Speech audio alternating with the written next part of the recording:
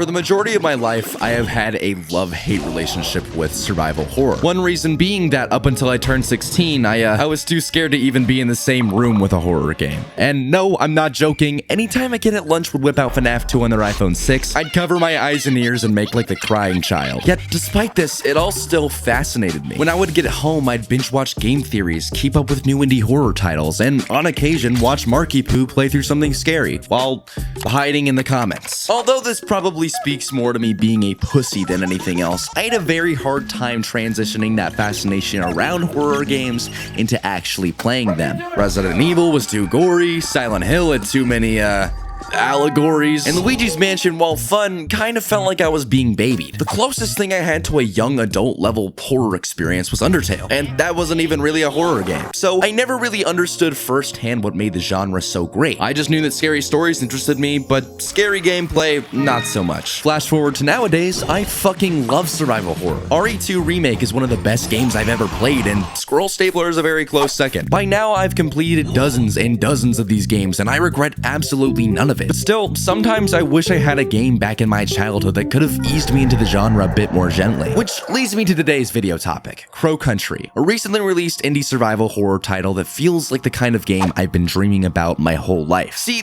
I was born into the awkward age of early 2010 indie horror titles, with a Wii U to boot and a PC that could barely run Roblox. This was around the time in the gaming industry when AAA companies began to get a bit hesitant releasing experimental games, which is to say they completely gave up on horror for a while. However, the horror games that I did have access to / knew about were all kind of cheap and gimmicky. Think Slender, FNAF, fucking Hello Neighbor. And while these games weren't all necessarily bad, looking back, it is just really frustrating to me that mine and many other people's first impression of horror games got skewed majorly by shitty mascot horror and cheap jump scare simulators. It's exactly why I'm so impressed by Crow Country and how much shit it gets right. Obviously, we're not in that era anymore, and plenty of good horror games get released all the time. But Crow Country feels like to me the perfect horror experience that anybody could get into. Hell, I've bought it for 2 of my friends so far, and I don't see myself stopping anytime soon. But before diving into the gameplay, story, and all the elements that make Crow Country so great, I just want to glaze the art style a little bit first because it's what made the game stand out to me when I first saw it. It's like if Final Fantasy VII had a baby with the classic Donkey Kong games, and frankly, I can't get enough of it. I love retro PS1 aesthetics, especially in horror games, and Crow Country strikes the perfect balance of cartoonish charm with the capacity to scare and intrigue. But moving on to everything else, I genuinely can't describe to you how much joy this game has brought me in the short 6 hours it took to beat it. I was expecting the story to be a little cheesy and predictable, considering how the game looked, but when I actually played, I was very pleasantly surprised. The year is 1990. You are Mara, Special Agent Forrest, don't forget it, don't mess it up. You're on your way to visit Crow Country, a once bustling theme park now swallowed by decay and rot. And after a widespread missing persons case that sprouted about 2 years ago, the park has been abandoned and the owner, Edward Crow, has seemingly vanished. You are here to find said owner, question him, and maybe do a little mystery solving along the way. It's a simple setup that works. It's not exactly Silent Hill 2, but it does provide intrigue for this eerie yet oddly charming backdrop that we find ourselves in. The theme park as a setting for this game allows for a lot of variety. You visit many different themed areas with their own unique puzzles and ways to access them, including a graveyard section, an underwater area, underground tunnels, and even a backrooms-esque level. In a weird way, it kind of reminds me of Dark Souls 1's level design and how the whole map feels like a weird puzzle. And just when you think you couldn't be further from one area, you take some kind of shortcut just to realize you are right next to where you need to be. It never fails to get me excited to see what's around every corner and how everything interconnects with itself. But what's definitely not like Dark Souls in this game is the combat, which unsurprisingly is kind of the weakest link here. The way guns are used in Crow Country is very untraditional in that, more often than not, they work as tools to help you get around and solve puzzles as opposed to actually being useful for enemy encounters. You shoot locks and targets to open doors. You burn down wood with your flamethrower to access different areas, and even shoot jars to get materials. Don't get me wrong, you will have to defend yourself at times, but the enemies often don't pose that much of a threat. They also don't give you much reward in the ways of hunting them down, very similarly to how Silent Hill treats enemy combat, and especially on normal difficulty, as it's easy as hell to maneuver your way around them. You do get a nice shiny Steam achievement for for killing all the optional mini bosses, but again, it's not that hard to do so. It feels like most of the monsters that inhabit this game are here more for world building purposes rather than to actually kill you, which isn't all a bad thing. It's what made the backtracking in this game particularly fun for me. Every time I thought I was getting comfortable with this game's map and area, I always got surprised by finding that these old places I once considered safe were now populated with these weird blobs of shit. It kept me on my feet and eager to find out what the root of all this chaos was. And what especially made me fall in love with this game were the puzzles I had to solve along the way of my journey. I got out my damn calculator and notepad for this game, and I haven't done that shit since Elden Ring. Crow Country acts like a greatest hits compilation of all the best survival horror puzzles out there, with every one I completed having a solution that actually makes sense, which surprisingly is a rarity in the survival horror genre. I'll be honest though, I'm not the brightest when it comes to puzzle games, but in Crow Country, everything feels placed and paced perfectly. Every time I felt as if I didn't know the solution to a puzzle, I would always naturally end up finding these solutions somehow. Everything here just works and serves to complement itself in one way or another, and I can't get over how well Crow Country pulls it off. And just so you get an idea of what I mean, in Silent Hill 2, to reach one of the final bosses, you have to combine a horseshoe, a wax doll, and a lighter to open up a trapdoor. And even if you have all three items in your inventory, the game won't outright tell you that you have the solution to the puzzle. Instead, you have to figure that out yourself somehow and combine all three items inside your inventory. Keep in mind that this is one of the most universally celebrated horror games ever created, and somehow Crow Country does it better. It's a game that treats the player with grace and rewards critical thinking along with exploration. You're never going to be breaking your skull open trying to find out how to get to the next area, but the game won't hold your hand unless you want it to. There's always somewhere Crow Country will point you towards that will help you. It takes the best ideas from these old classics while also ditching many of the frustrating quirks that came along with them. The map design and menu are incredibly reminiscent of Silent Hill, with the constant writing and squiggles showing you where you can go and what rooms you may need to revisit. This also isn't even mentioning all the secrets and collectibles this game has to offer. There are a total of 4 guns to collect in this game, along with their own separate upgrades for them. You access them by talking to these obnoxious little mushroom guys. I didn't even really know they were 4 upgrades when I first met them, and when I did, I was greeted to this. I'm over here stroking my... Which brings me to my next point, and that being that the dialogue is just super fucking funny. From Mara greeting the freakishly large bird in the hub area with a snarky remark, to reaffirming violence as a positive, Mara always has something funny to say. You smell like you fall. It sort of reminds me of Undertale's writing in a weird sadistic way, with all the sarcastic bullshit. You discover the story mainly through a cast of characters that vaguely all know the owner in different ways. One is a lawyer who is searching for Mr. Crow on behalf of the family missing their child. One is a Leon Kennedy-esque cop who daunts a pink bicycle and a pretty demeaning attitude. And then we have the people working for Mr. Crow who give us vague warnings about meeting him and